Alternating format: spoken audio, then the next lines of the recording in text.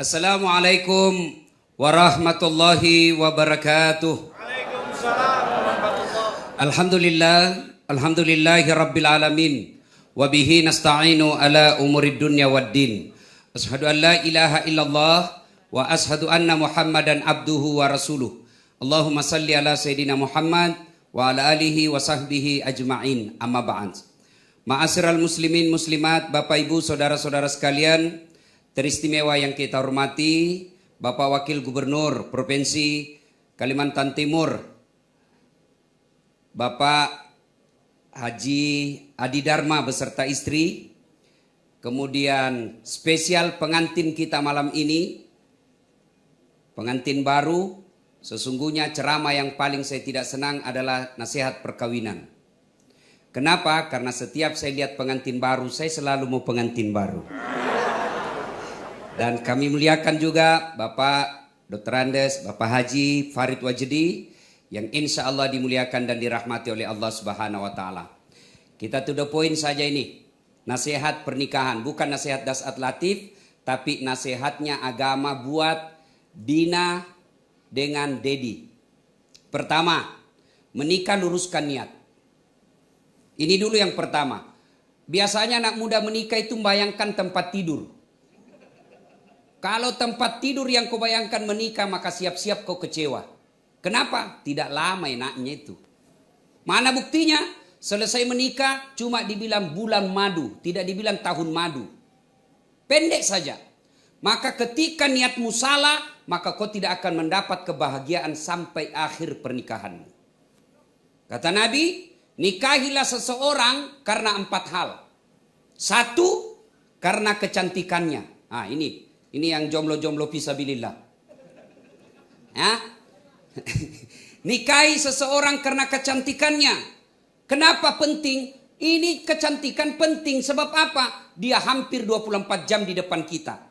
Baru bangun, ada lagi di depan kita. Selesai makan, dia lagi di depan kita. Pulang kantor, ada lagi di depan kita. Mau tidur, dia lagi. Jadi kalau jelek, pasti cepat ganti casing. Cantik penting. Tapi adik-adik sekalian, jangan kau jadikan prioritas. Kenapa? Cantik ada batasnya. Apalagi zaman sekarang, jangan kau percaya itu foto. Ada 360 bos. Oh, cantiknya mukanya putih, lehernya hitam. Bisa diedit. Maka banyak kasus-kasus kita baca di medsos. Waktu pacarannya di medsos, cantik-cantik, cakep-cakep fotonya. Begitu ketemuan, hancur mukanya. Maka jangan percaya. Penting cantik, tapi tidak boleh prioritas. Kenapa? Cantik ada batasnya. Sekarang Dina, Dedi, ya cantik dan masih mulus-mulus. Tapi usiamu nanti 71 tahun, berhenti kok cantik. Yang kedua, kata Nabi, nikahilah dia karena keturunannya. Penting ini lihat keturunannya, tapi tidak boleh menjadi prioritas. Kenapa? Ada orang bapaknya Nabi, anaknya pengkhianat. Nuh alaihi salam. Ada orang bapaknya pengkhianat, anaknya jadi Nabi. Ibrahim alaihissalam. Jadi keturunan penting perhitungan, tapi tidak boleh menjadi prioritas. Yang ketiga kata Nabi, nikahilah dia karena kekayaannya. Penting kita cari duit. Orang-orang kaya, tapi tidak boleh menjadi prioritas. Kenapa? Bapaknya kaya, belum tentu bisa diturunkan kepada anaknya. Maka lelaki yang baik, dia berdiri dengan kakinya, dengan kepala tegak, tidak mengharapkan bantuan mertua. Karena kalau kau selalu hidup di tangan mertuamu, maka kau tidak bisa mandiri. Ya. Yang keempat, kata Nabi, nikahilah dia karena agamanya. Mahasiswa saya di Unhas bilang, kenapa agama nomor 4 Ustaz? Mestinya nomor 1. Jangan salah, agama nomor 4 tapi tidak titik di situ, koma. Kata Nabi, utamakan agamanya karena dengan agama kau dapat 4-4-nya. Mencari perempuan atau laki-laki yang cakep, yang cantik, anak orang kaya, keturunan baik-baik, agamanya bagus, hafal Quran. 100 perempuan belum tentu ada 1. Ada cantik mukanya, hancur akhlaknya. Ada lagi bagus mukanya, bapaknya lagi baik-baik, anaknya lagi hancur mukanya. Ada barangkali bagus agamanya, tapi miskin lagi. Maka mencari keempat-empatnya, dialah cantik, keturunan baik-baik, agamanya bagus. Kalau ada di Samarinda, tunjukkan saya juga masih mau. Maka kata Nabi, utamakan agamanya. Dia miskin, tapi akhlaknya baik, maka dia memperkaya dirinya dengan akhlak. Dia jelek rupanya, tapi tutur katanya lembut, perhatiannya baik, maka itu tertutupi jeleknya mukanya dengan kemuliaan akhlaknya. Yang paling sial, sudah miskin, jelek mukanya, keturunan hancur, besuk lagi mukanya, astagfirullah. Tentu tidak seperti itu. Nah ini ya, luruskan niat. Yang kedua, nasihat buat kita semua ini. Setelah menikah, jangan kau pikir tidak ada masalah. Ini setelah menikah baru kau dapat masalah yang sebenarnya. Waktu masih pacaran semua indah-indah, semua enak-enak. Hati-hati sayang, ada batu di depanmu. Hati-hati sayang. Itu waktu kau pacaran. Mau tidur, kirim bunga-bunga. Melalui apa? WhatsApp. Salam sayang selalu. Itu waktu pacaran. Sekali sudah tidur ngantuk di sikutnya kau. Jatuh stimun, dia bilang, di mana kau simpan matamu dong? Itu. Maka akan muncul semua aslinya.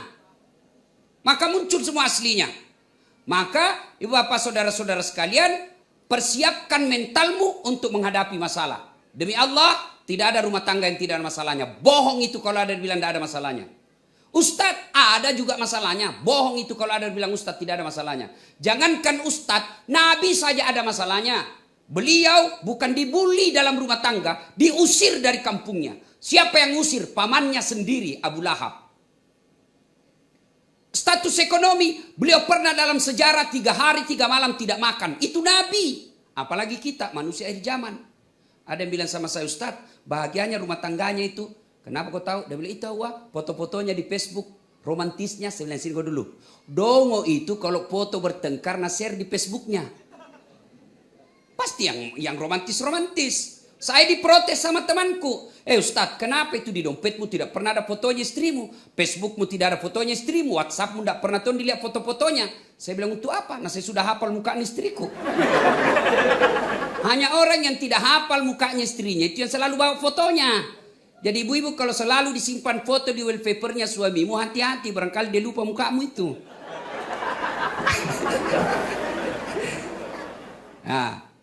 Akan ada masalah. Maka ketika ada masalah, tidak ada pilihan lain. Allah cuma minta 2 resep. Dedi, Dina, 2 resep ketika ada masalah. Ista'inu bisabri wassalah. Sabar kok, perbaiki salatmu, saya yang selesaikan masalah rumah tanggamu. Itu. Ya. Coba lihat yang namanya rumah tangga. Dedi, apa dulu masalahnya sebelum menikahi Dina? Mau diterima lamaran. Sudah terima lamaran, selesai masalah? Tidak, baru ngurus pengantin. Kalau orang Bugis, terima lamaran. Sudah terima lamaran, uang panaiknya. Uang panaik. Sudah bayar uang panaik, selesai masalah, menentukan lagi gedung. Sudah menikah, selesai masalah? Tidak. Apalagi mau punya rumah sendiri. Punya rumah sendiri, selesai masalahnya? Tidak. Mau punya anak. Sudah punya anak, selesai masalahnya? Tidak. Mau 2 pasang, 1 laki-laki, 1 perempuan.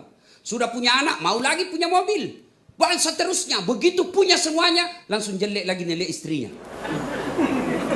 Itulah manusia, tidak pernah lepas dari masalah. Maka Allah cuma minta, perbaiki sholatmu, tingkatkan kesabaranmu, saya selesaikan masalahmu. Jadi adik Dina, Dedi, ada masalahmu, jangan kau curhat di Facebook. Sekarang perempuan akhir zaman ada masalahnya, langsung update status. Teganian kau. Tidak kusangka kau begitu. Pret. Kenapa berdoa di Facebook? Sibuknya itu Tuhan mau baca Facebookmu. Ya ketawa anak muda, serius ini. Kau berdoa di atas sajadah. Saya berdoa Ustadz, tapi kau tidak sholat, tidak bakal sampai itu doamu. Bagaimana itu sabar? Apakah sabar seorang istri, dia lagi duduk-duduk, bersikir, sholat, langsung ditempelin sama suaminya. Pak! Nah bilang istrinya, saya sabar bang, bukan sabar itu, beleng-beleng. Tahu beleng-beleng? Dongo. Tahu dongo? Beleng-beleng. Ya, lalu bagaimana itu sabar? Yuk belajar dari Nabi Ayub alaihissalam. Itu Ayub alaihissalam, manusia yang digelari oleh Allah dengan manusia yang sabar. Kaya, bangkrut, Datang iblis. Ayub, sudah mau kau sembah Tuhanmu. Dah kasih kaya kau, sekarang nak kasih bangkrut kau. Apa kata Ayub alaihissalam? Alhamdulillah sempat kak kaya, banyaknya orang dari lahir sampai mati miskin. Sudah itu masih dipuji Allah. Setan berkata tidak, dia begitu karena ada anaknya. Digodanya lagi, tes, meninggal anaknya. Datang lagi iblis, sudah mau kau sembah Tuhanmu. Diambil hartamu, sekarang diambil anakmu. Apa kata Ayub alaihissalam? Alhamdulillah saya sempat punya anak. Banyaknya orang dari menikah sampai meninggal tidak punya anak. Langsung dia bilang mahasiswaku, saya juga Ustaz, sudah hampir sarjana, tidak ada anakku. Kan tidak ada istrimu dong. Ada lebih parah, tidak ada suaminya, ada anaknya. Lebih hancur. Ayub alaihissalam lalu ditesnya lagi. Apa? Sakit. Seluruh badannya dimakan ulat. Tapi Ayub alaihissalam berkata, Alhamdulillah saya sempat sehat. 81 tahun saya sehat. Baru saya 16 tahun sakit. Masa saya mengeluh kepada Allah. Ini rahasia buat bapak ibu. Nih, biasa orang tidak sabar menghadapi musibah rumah tangga. Ya, 60 tahun berkeluarga. Tiba-tiba ada cobaan, baru 2 bulan kena cobaan, dia dilupakan 60 tahun bahagia dengan suami atau istrinya.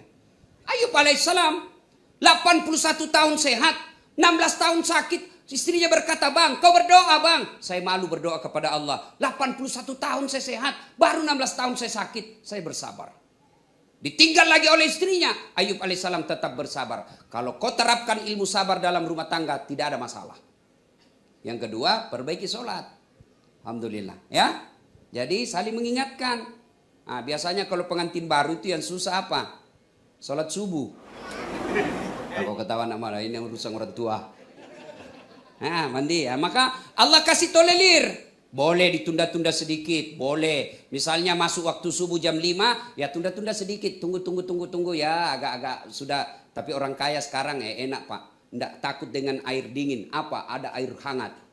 Nah, Rasulullah itu mandi dengan istrinya. Terapkan ini. Rasulullah itu 11 istri beliau romantis. Apa romantisnya Rasulullah? Beliau mandi junub bersama istrinya. Terapkan kau pengantin baru. Saya dulu waktu pengantin baru mandi junub sama mamanya Cek. Kiri kan yang ketek ya dari belakang. Dulu waktu pengantin baru. Sekali sekarang diajak mamanya Cek, ayo mandi junub. Gelek-gelek kadeh. Coba itu Rasulullah romantis. Rasulullah kalau minum sama istrinya, itu romantisnya Rasulullah. Minum 1 teguk, dikasihnya lagi istrinya. Minum lagi, dikasihnya lagi istrinya. Hebatnya Rasulullah, bekas bibirnya istrinya dia minum. Coba kalau bapak-bapak bekas bibirnya istri diminum. Bau betul mulutmu. Itu Rasulullah. Ya bapak saudara-saudara sekalian. Ya. Nah, ada masalah, tingkatkan kesabaran, perbaiki sholat. Yang ketiga, Adinda berdua, rumus bahagia rumah tangga, tidak perlu kaya banyak-banyak. Tidak perlu kursus rumah tangga yang banyak. Gimana caranya? Muliakan orang tua. Adinda berdua, coba. Ini hadir tamu-tamu kehormatan kita. Ada Pak Farid Wajdi, ada Pak Wagub, ya, ada tokoh-tokoh masyarakat dari Bontang. Bayangkan, banyak tamu-tamu kehormatan. Kira-kira karena dua mempelai? Bukan, karena kedua orang tua. Karenanya muliakan orang tuamu, insya Allah kau akan bahagia. Selesai menikah ini, besok atau malam ini masuk kamar bikin kau komitmen. Saya selesai menikah dulu, komitmen pertama sama istriku saya bilang begini. Kau boleh marah sama saya, kau boleh maki-maki saya. Ada duit kau habisi itu rezekimu. Tapi kau mau marah sama saya silakan, mau lempar kepalaku silakan. Yang penting tidak dikena. Satu yang tidak boleh ya. Saya tidak mau kau dengar, saya dengar telingaku kau hina orang tuaku. Begitu kau hina orang tuaku, kau keluar dari rumah. Tidak ada toleransinya. Itu harus jadi laki-laki begitu. Tidak boleh itu. Istri memaki-maki orang tua kita. Kalau ada rumah tangga bermasalah, periksa bagaimana penghormatanmu sama orang tuamu. Kalau kau tidak muliakan orang tuamu, tidak mungkin Allah bahagiakan rumah tanggamu. Maka selesai menikah bikin komitmen. Laki-laki muliakan orang tuanya istrimu. Istri muliakan orang tuanya suamimu. Jangan sampai jadi suami takut sama istri. Datang orang tuanya dari kampung. Suaminya bilang, Dek, ini sudah lama kita tidak pernah belanja-belanja untuk ibu. Kita belikan emas ya. Langsung dia beli istrinya. Apa? Mamamu terus? Kawin kau sama mamamu. Beleng-beleng. Mana orang bisa kawin sama mama dong? Ayo. Jangan sampai ada seperti itu. Langsung dia bilang suaminya, sudah kalau begitu tidak jadi. Hei, jangan pernah takut sama. Dedi, jangan pernah takut sama istrimu. Sayangi istrimu, bukan untuk ditakuti. Ya, ada di sini suami takut sama istri? Ada? Berhenti kau jadi laki-laki. Apa mau takut sama istri? Nah semua gaji tak diambil. Dibelikan mobil, dibelikan rumah. Masa mau takut sama istri? Bila dia ngamuk Ustaz, dia kasih pecah piring. Biar kalau dia kasih pecah piring, kasih pecah 1 lusin. Dia kasih pecah televisi, tidak apa-apa, tidak ada dia nonton. Kenapa? Piring boleh dibeli. Harga diri semua suami tidak boleh diinjak-injak istri. Takbir!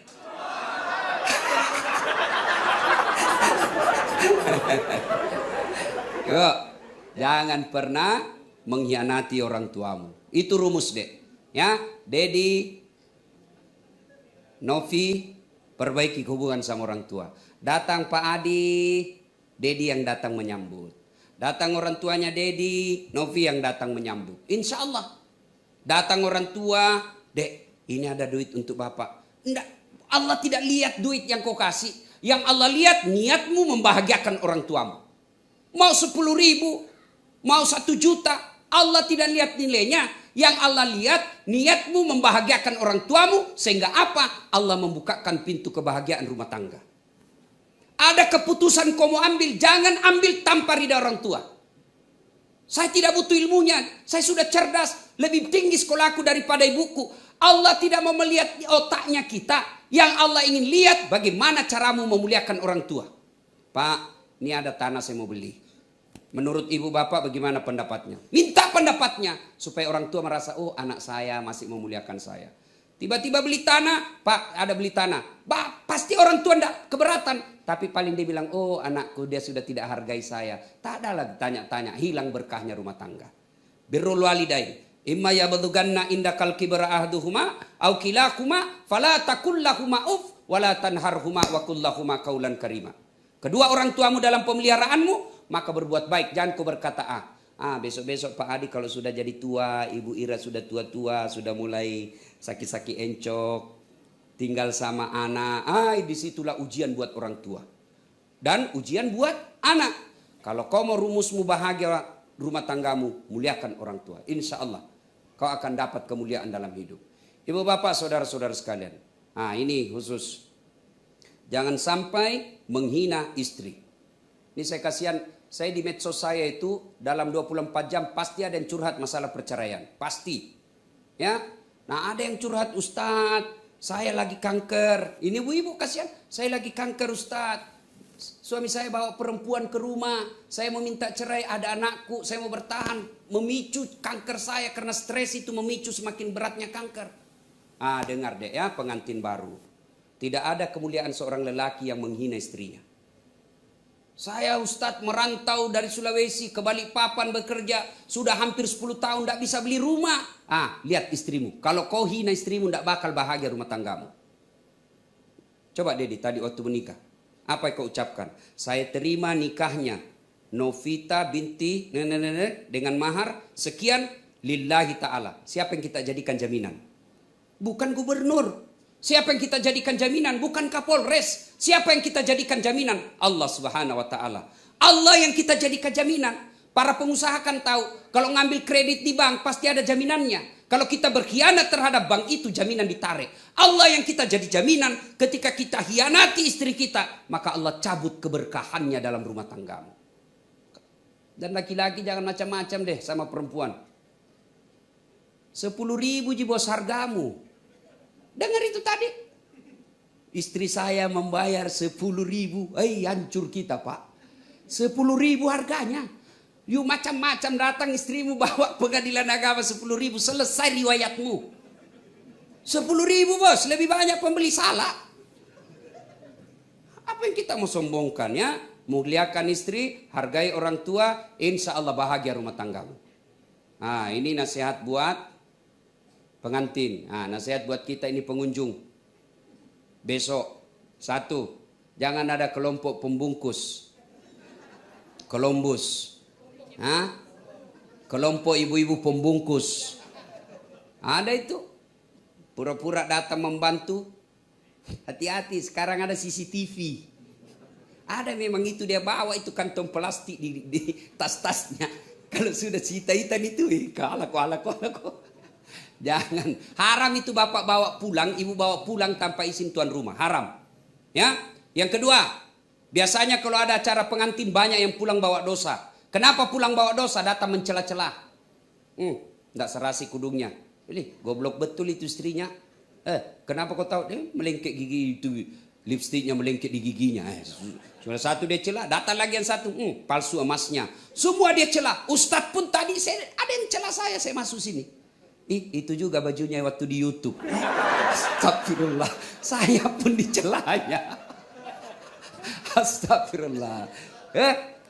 Jangan mencela kalau ada pengantin. Besok ini kita lihat kalau pesta. Yang ketiga, biasanya kalau ada acara begini, banyak yang tidak sholat. Terutama ini ibu-ibu. Bagaimana cara pengantinnya orang mau berkah, undangannya 1000 orang, lebih banyak tidak sholat daripada yang sholat. Terutama ini ibu-ibu. Gara-gara make up. Mukanya dikira tembok. Biru, coklat, abu-abu, krim. Ada lagi yang kasih lebih-lebih sedikit di sini. Saya tanya, kenapa begitu? Dan seperti artis Korea. Mau bilang artis Korea baru di Lok Tuan tinggal. Udah ya? Jangan. Boleh berdandan, boleh. Tapi jangan gara-gara dandan kau tidak sholat. Gimana caranya Ustaz? Solusinya kau wudhu dulu baru dandan. Sudah itu tahan kentut. Biar kau sudah wudhu kentut batal. Dia bilang tidak habis Ustaz, sedikit aja keluar. Biar sedikit batal. Bagaimana kalau jabat tangan? Berbeda mazhab. Syafi'i batal kalau jabat tangan. Batal wudhunya. Imam Ahmad selama kau tidak nafsu tidak batal. Maka kalau saya mahasiswaku di UNHAS yang cewek-cewek masih cantik, saya begini saja. Kenapa? Masa Ustadz nafsu? Iya dong, saya manusia. Ayat tidak mengatakan la taqrabus zina illa Ustadz. Jangan dekati zina kecuali Ustadz. Biar Ustadz hancur juga kalau ketemu cewek cantik. Makanya saya kalau cewek-cewek saya begini saja.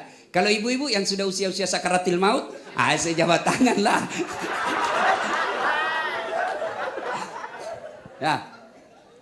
Ya, apalagi yang membuat perempuan banyak tidak sholat? Kudung, jilbab sakaratil maut.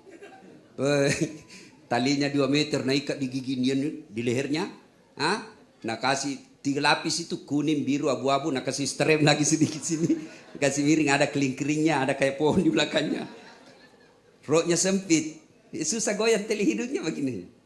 Dia bilang suaminya, cepat-cepat kau banyak tamu. Dia bilang tunggu sedikit pak. Beleng-beleng. Ketawa baru dirinya nak kena. Jangan lagi begitu deh ya. Sudahlah ya. Coba lihat pak, dalam pengantin. Istri pejabat, orang kaya, bangsawan. Lalu dia datang pakaian seadanya, menjadi perhatian dan akan menjadi teladan. Orang kalau pejabat itu suaminya, orang kaya, bangsawan. Sederhananya ya, baiknya sifatnya. Orang akan memujinya. Ini terkaya tidak, terkenal tidak, cantik tidak, tapi gayanya la ilaha illallah. Nana tahu aja orang bilang orang bontang. Apalagi muka babat, sudahlah ya. Yang berikutnya lagi, nasihat buat kita semua. Kalau ada pengantin, nasihat buat kita semua. Kalau ada pengantin, biasanya banyak tersinggung pulang. Kenapa tersinggung? Merasa tidak dilayani. Jauh-jauh saya dari Sulawesi Selatan, tidak diurus. Tidak mungkin Pak Adi dan Ibu Ira melayani Bapak dengan sempurna. Kenapa? Banyak tamunya. Saya dengar-dengar 10.000 nanti akan diundang. Mana mau diurus semua Bapak datang. Yang tersinggung dan bilang, tidak mau lagi saya pengantinnya Pak Adi. Kenapa? Saya pakai baju baru, masa tidak kena syuting? Gara-gara syuting dan ngambek. Nah ini juga tukang foto biasa kasih tersinggung itu tamunya orang. Alhamdulillah ini malam saya lihat baik. Biasa itu ada tukang foto pantat dia kasih tamu kemuliaannya orang.